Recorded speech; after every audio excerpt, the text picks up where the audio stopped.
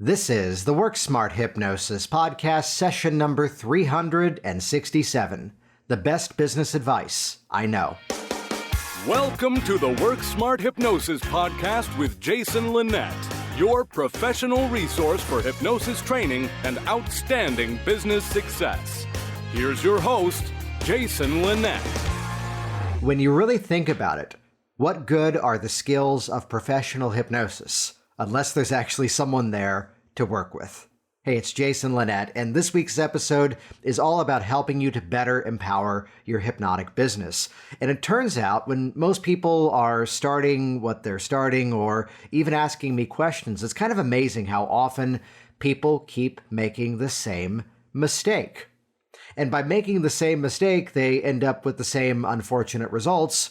It doesn't go as well for them as they would like. And yes, I'm being a little cryptic here because this is what this week's episode is all about. Not only am I about to reveal one of the biggest mistakes people make, really honestly, in any business, not just hypnosis, but this is a hypnosis podcast, so let's talk about it from a hypnotic standpoint, but also, too, on top of that, let's completely reveal a few specific strategies that many of you, actually, I'm certain all of you, could start to put into use right away.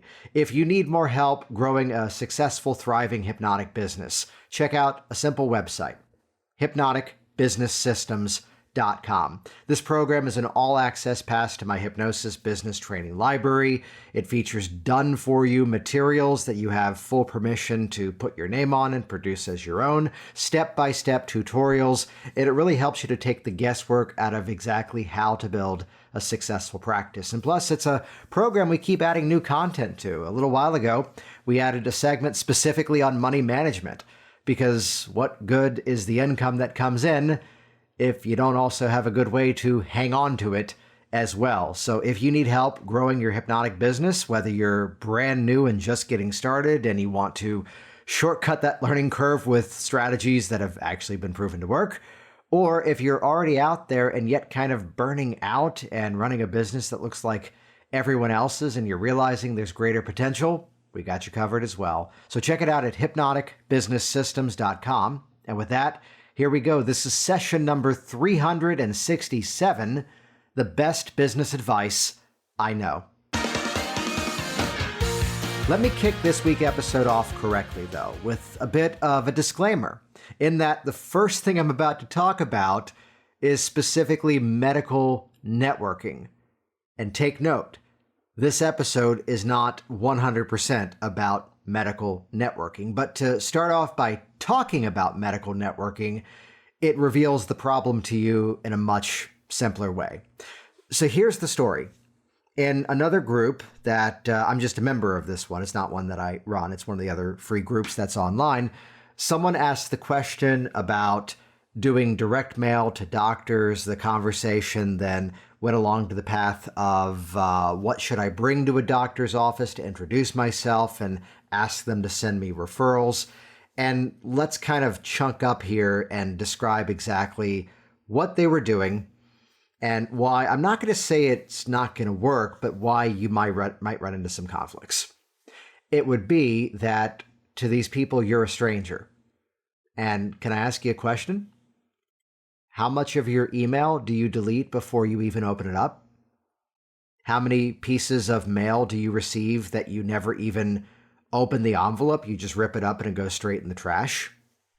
And do you see how by reaching out to someone cold, and that's really what this episode is all about, by reaching out to someone cold, you're a stranger, they have no rapport with you, and respectfully, or really disrespectfully, it doesn't matter how pretty your trifold brochure is, they're probably not going to talk to you. In fact, even better is we're using the metaphor of a doctor's office.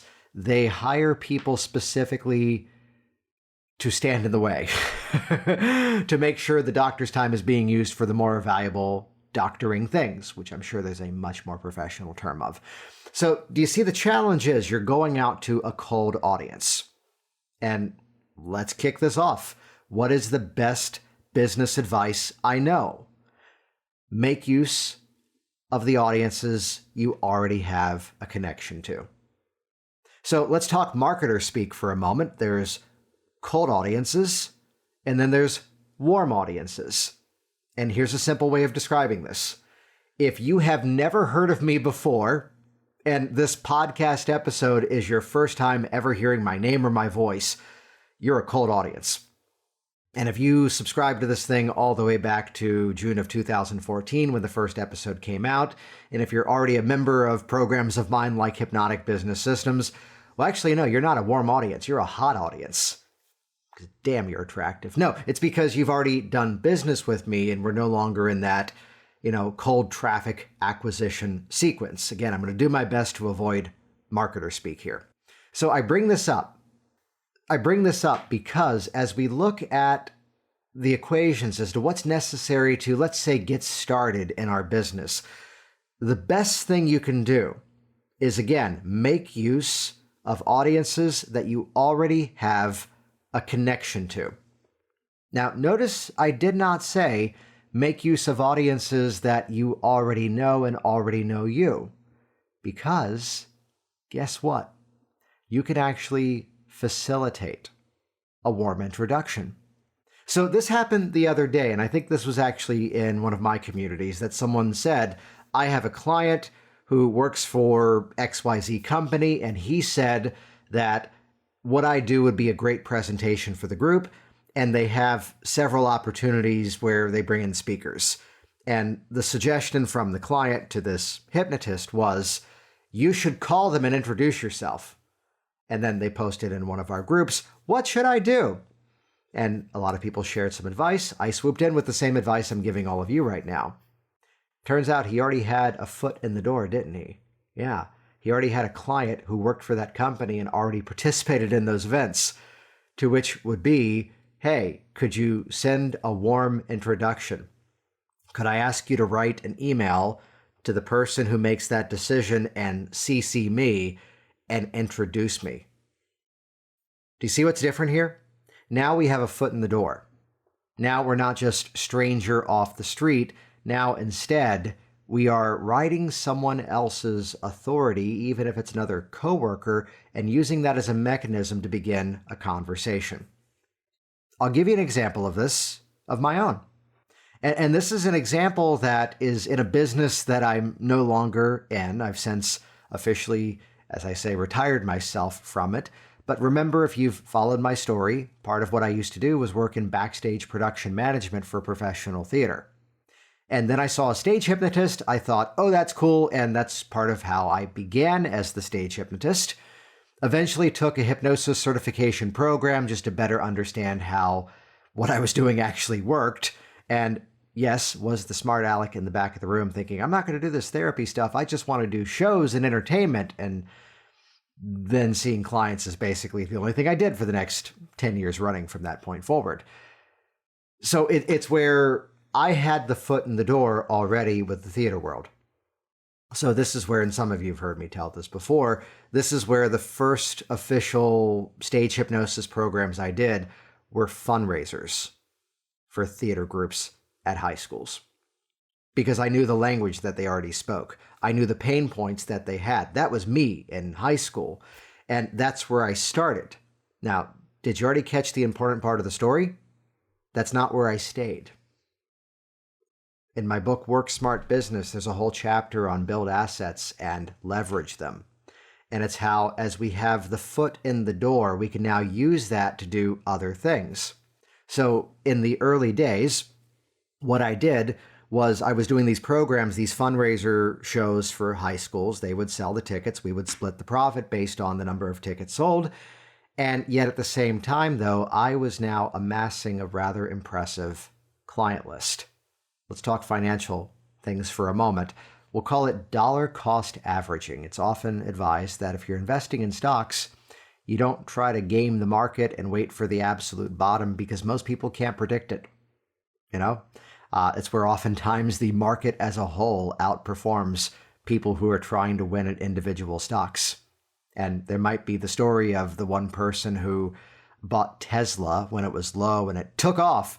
And yet here's all the other investments that tanked or just went out of business. And well, yes, in that example, what that one stock did may have recouped everything else, but you kind of, diversified as you should. And it's one thing that then took off and everything else was either okay or sucked.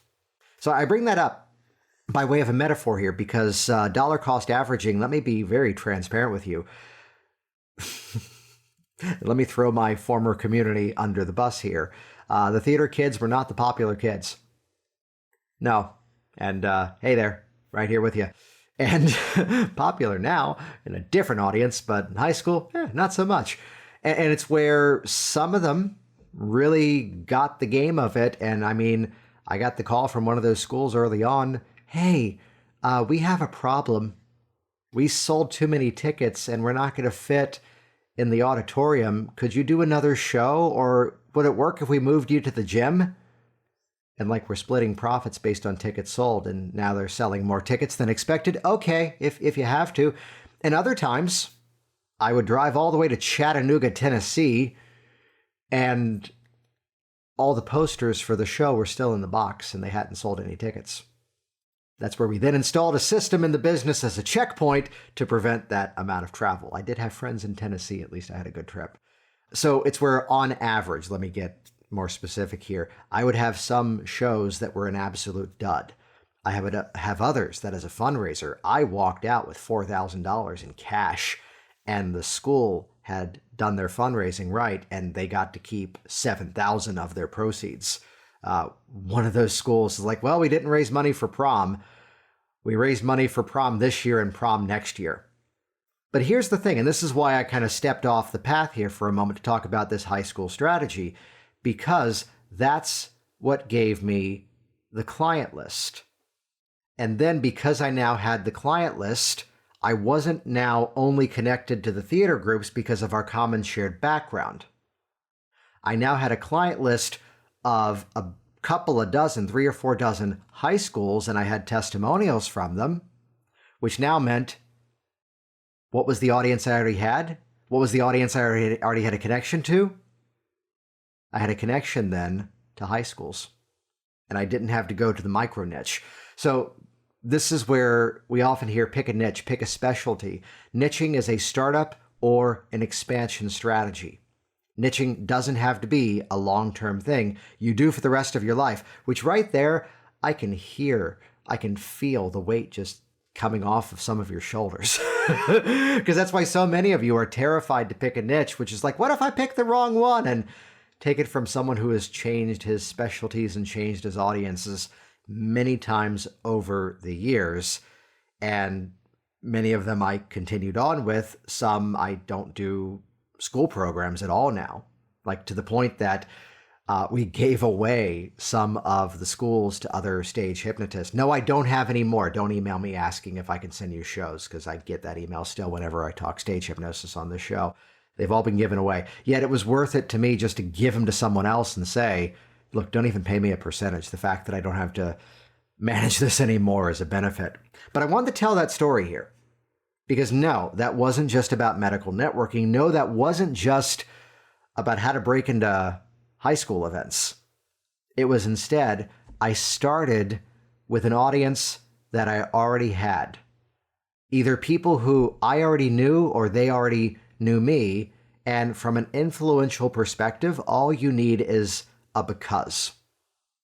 So let's bring this into the context of the startup story of Virginia Hypnosis and how it was things were successful from the very beginning, and how I completely uprooted every bit of my life and moved 1,000 miles south and now do not have a physical office. I do everything online. I'm wearing the purple polo shirt right now, and I'm wearing gym shorts that I wore this morning because this day got busier than I expected it to be, and I need a shower. It's that in the early days, here's the first office. And here was a networking group that I joined, a BNI, Business Networking International, and I built rapport with the chiropractor in that group. And because I now had rapport with that chiropractor in that group, I offered a conversation with him to provide some value, never from the angle as to, here's how I can do what you do better. No, instead, here's what your people are running into. Here's how what I can do can supplement that. And now this chiropractor started to send me referrals. Once the relationship was then finessed, I asked the question again. Hey, do you know any other chiropractors that you're friends with that what I do would be beneficial for them to know about? He goes, oh, yeah, let me grab you a sheet of paper. And he writes out their names, their email addresses, their phone numbers. And I go, this is great, but could I get you to keep it? Let me take a photo of it with my phone, though. Could you actually send a warm introduction to these people and just, write like a sentence or two about things that you've already seen that I've done that have helped your patients? He goes, oh, yeah, absolutely, no problem. Do you see the sequence? Start with the audiences you already have or the audiences you already know, establish that relationship, and then use that as an expansion strategy with the biggest question you could ask in any business: who do you know? And by doing so, what this does is it begins to expand your network. Here was the moment that I walked into, get ready for this one, I walked in to the dentist in my building, the original Virginia Hypnosis office, and struck up a conversation with the person who I thought was the dentist, but no, he wasn't. No, he was actually a visiting patient who was a doctor, to which I walked in, and because I'm down the hall, I'm like, hey, are you the doctor? And he said yes. Well, actually, no, he was a doctor, but he was not the doctor. And somehow didn't catch what was actually going on and struck up a conversation with me. And there I am, the guy down the hall renting another office, and I thought he was the dentist. No, he was a doctor, he was a plastic surgeon. And as we got onto the topic of hypnosis, he goes, oh, I've actually been looking for someone who does a better thing for stop smoking. Yeah, when people come in for procedures, they absolutely have to quit smoking because oftentimes we're cutting and moving and stitching skin. There's some lovely images.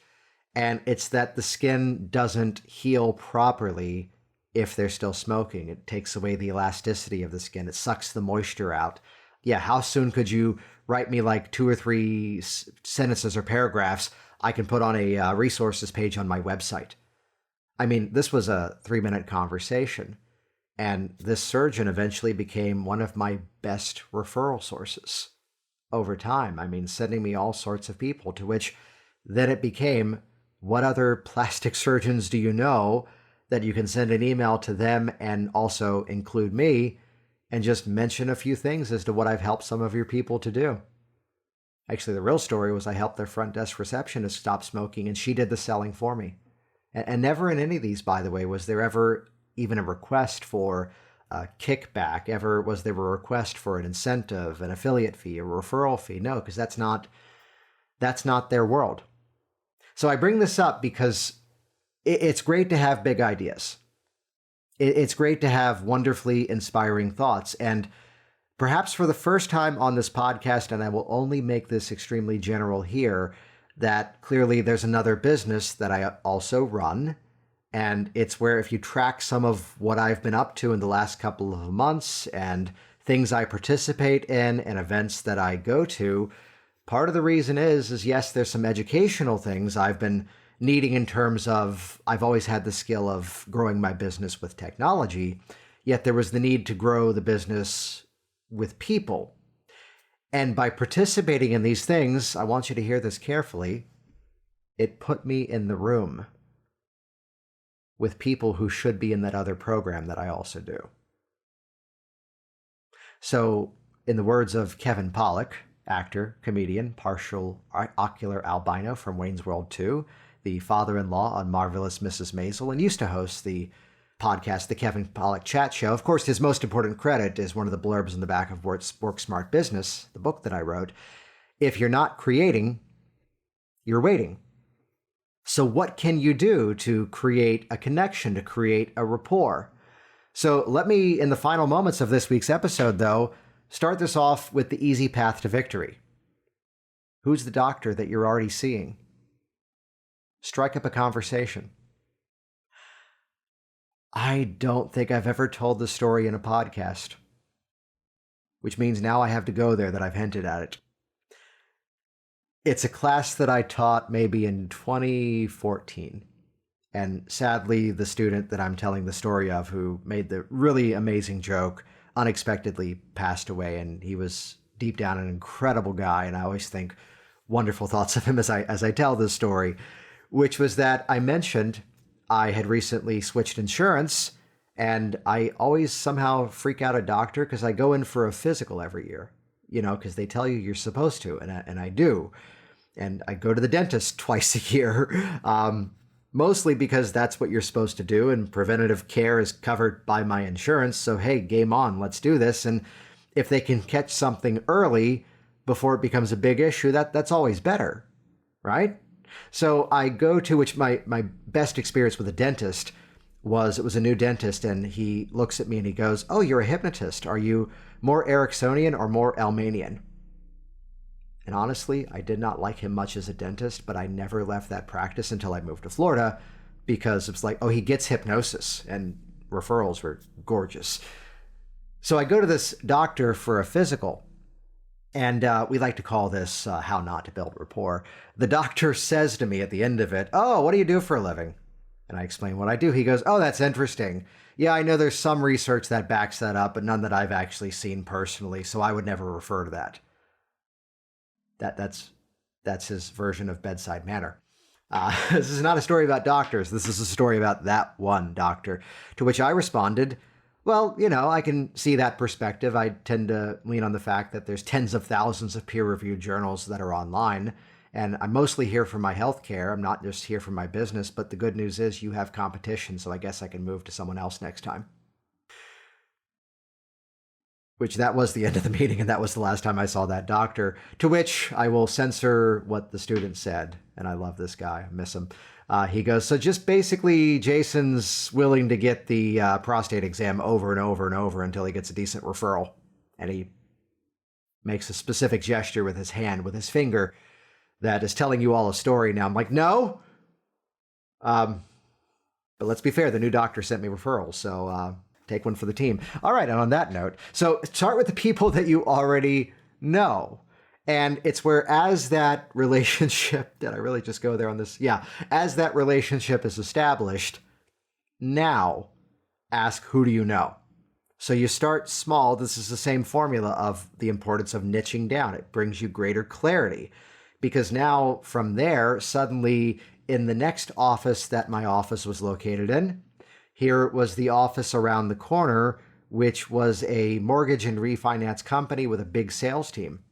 And as I got to know, you'll love this, as I got to know the owner of that business, because he would come around the corner of that office. Those of you that went to the last Alexandria, Springfield, Franconia office that I had in Virginia, some of you went there or saw videos of it.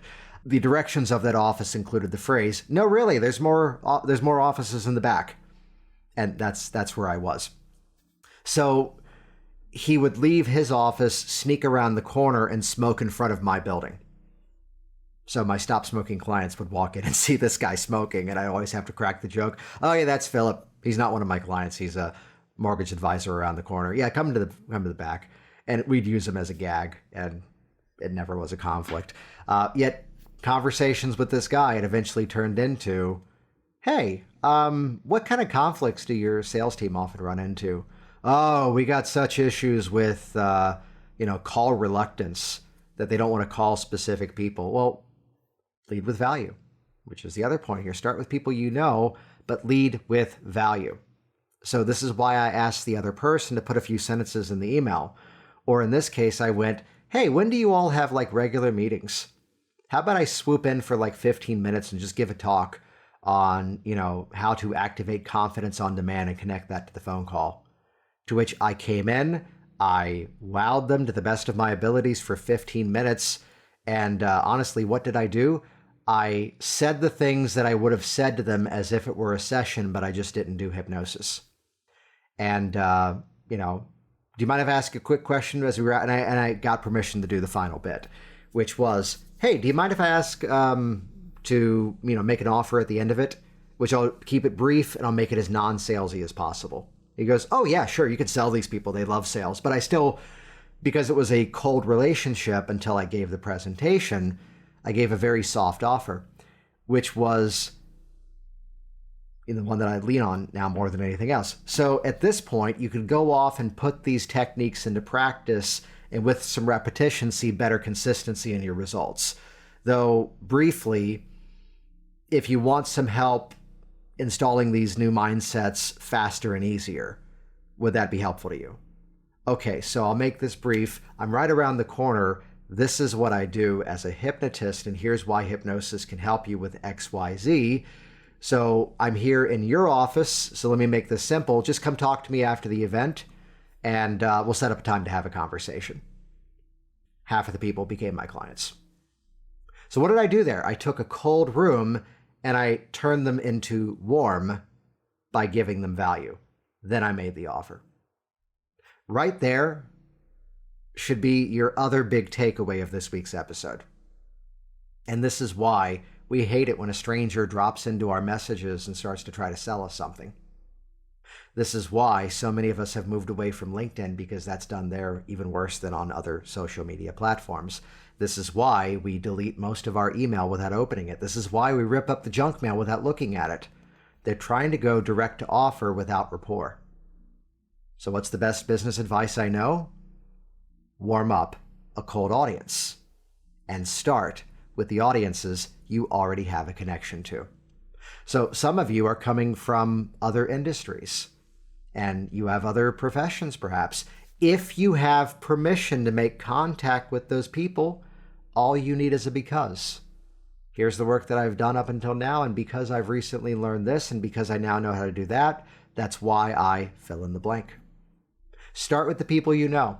Do not try to do this as an island to begin with, and you can take any cold audience and make them warm over time. You might find a Facebook community, a Facebook group of people who kind of like the story of what I've been up to, are people who could be your clients, and in a very non-salesy way, swoop in, and we teach strategies around this in the program, but teach strategies to actually begin to provide value. And it's where people are smart and they'll figure it out on their own, and they get to be the ones to reach out to you. When instead, some of you have seen Kay. Katharina is my virtual assistant, my rock star admin, and she is fast and furious at deleting people out of Facebook groups who swoop in and their first post is a sales. No, I hate that stuff too. That's why we don't do that. So take a cold audience, convert them to warm, find a way to get that warm introduction. That's the path to victory.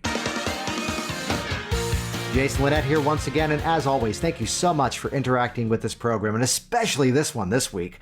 Share this with every hypnotist you know. I've said it for years, the more we're all successful, the more we're all successful. So the one thing that's going to grow this industry better than anything else is for us to become even more successful, helping more people, and having even more people out there telling the incredible story about what we do. And you could go off and guess and test. This will sound familiar. You could go off and guess and test and try to problem solve this all on your own. You could try to figure out how to put the messaging together, as I talked about. You could try to figure out how to take these people and nurture the relationship even further, and what the heck does that even mean? When instead, join us inside of Hypnotic Business Systems, and you get to use some of my resources to do this faster and easier. I'm going to give you outlines of talks. I'm going to give you products you can reproduce on your own. I'm going to give you email campaigns. You're going to get the exact language that I figured out that has sold so many clients and so many services over the years, so you don't have to do the guesswork yourself. And do the math once you go there at hypnoticbusinesssystems.com. Do you see how I'm selling a little bit more directly than I normally do here? Why? Because we've already provided value. We've taken you from cold to warm and modeled the sequence as to what's going on here. Simply getting a couple of new clients with what I teach, or even one new client with really integrating the right things at the right time, recoup that investment, and yes, that's how you make it rain. So let's make a difference in this profession. Let's introduce hypnosis to more people. Let's help you to become even more independent and successful in your own life. Check us out, hypnoticbusinesssystems.com. Thanks for listening to the Work Smart Hypnosis podcast at WorkSmartHypnosis.com.